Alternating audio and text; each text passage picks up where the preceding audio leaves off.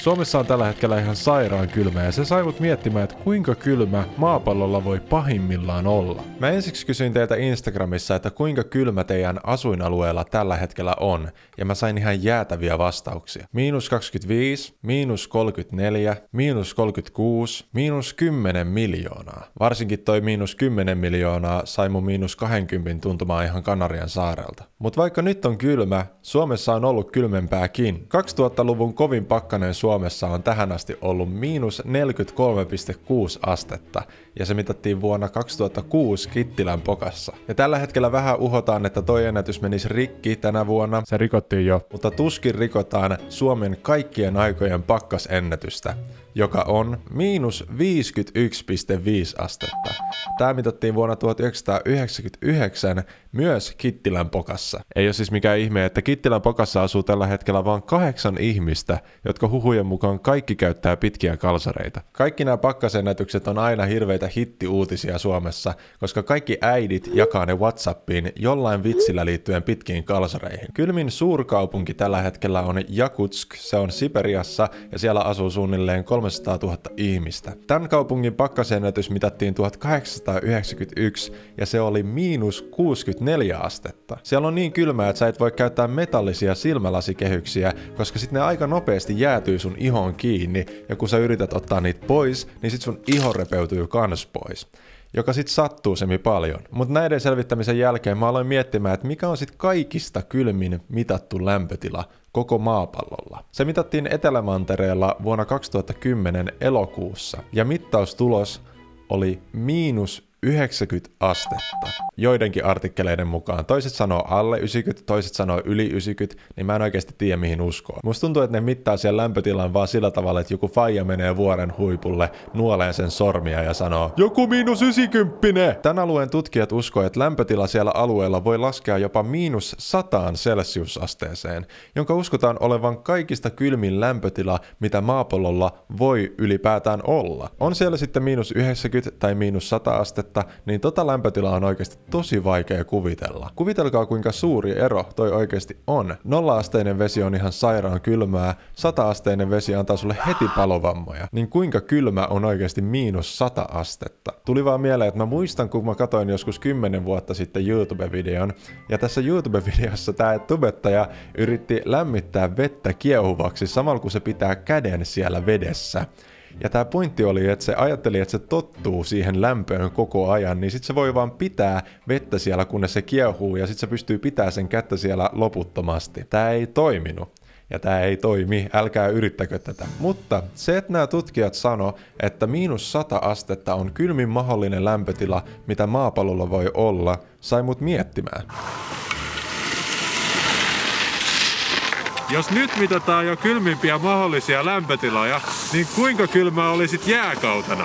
Jääkausi alkaa, kun ilmasto lämpenee niin, että talvella kertyy enemmän jäätä kuin mitä kesällä ehtii sulaa. Sitten sitä jäätä vaan kertyy vähitellen, ja sit kohta kaikkialla on jäätä ja sit kellään ei ole kivaa. Jääkausia on ollut muutama, mutta viimeisin Pohjois-Euroopan jääkausi oli Weichsel-jääkausi. Se kesti jopa 100 000 vuotta ja päättyi suunnilleen 12 000 vuotta sitten. Ja tällöin muun muassa Suomi peittyi kokonaan jäähän. Tää jää oli jopa 3 kilometriä paksua, joka on sama kuin laittaisi 10 Eiffel-tornia päällekkäin. Ihmisiäkin oli jonkin verran jääkautena, ja ne selvisi muun muassa metsästämällä, kalastamalla, keräämällä marjoja ja rakentamalla pieniä majoja. Ja silloin kun oli ihan sairaan kylmä, niin ne teki niiden vaatteet eläinten turkista. Ja näiden vaatteiden ajatellaan olevan ihan ensimmäisiä vaatteita, mitä ihmiset on koskaan tehnyt. Ja mä tiedän mitä sä mietit.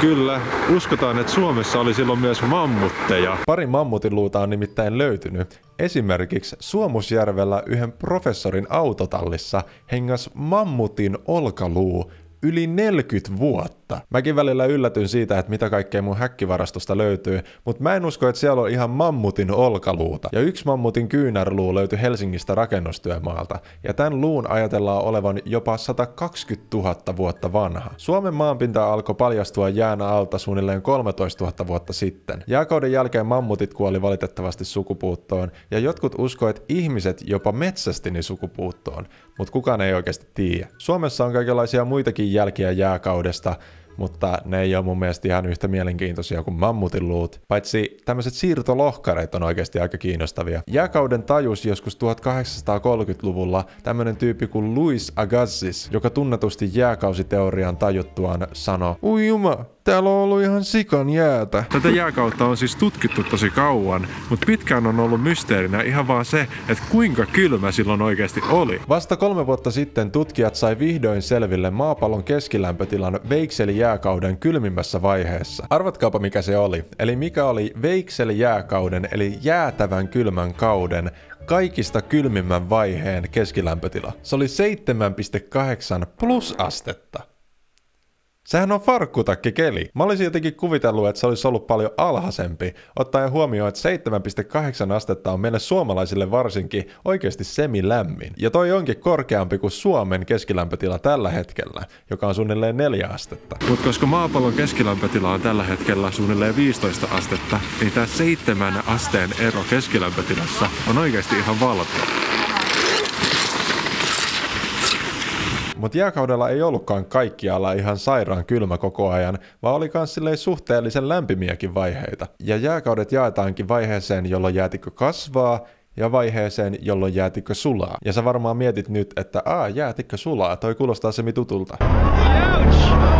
Me eletäänkin tällä hetkellä jääkausiaikaa, joka tarkoittaa pidempää ajanjaksoa, jolloin maapallolla on mannerjäätä. Tää jääkausiaika, millä me eletään tällä hetkellä, alkoi noin 2,5 miljoonaa vuotta sitten, ja se on sisältänyt monia jääkausia. Ja me siis eletään tällä hetkellä jääkausien välistä aikaa, joka tutkijoiden mukaan olisi pitänyt loppua jo, ja uuden jääkauden olisi pitänyt jo alkaa. Joten missä se jääkausi viipyy? Tällä jääkausiajalla jääkaudet on tullut ja mennyt suunnilleen 100 000 vuoden välein aika tasaisesti. Ja niiden alkamiseen vaikuttaa maapallon kiertorata ja ilmakehän koostumus. 1700-luvulla maapallon kiertorata oli jo semmonen, että jääkausi olisi voinut alkaa. Mutta niin ei käynyt, koska silloin jo maapallon ilmakehässä oli liian suuri hiilidioksidipitoisuus. Eli me missattiin tää meidän chanssi aloittaa seuraava jääkausi.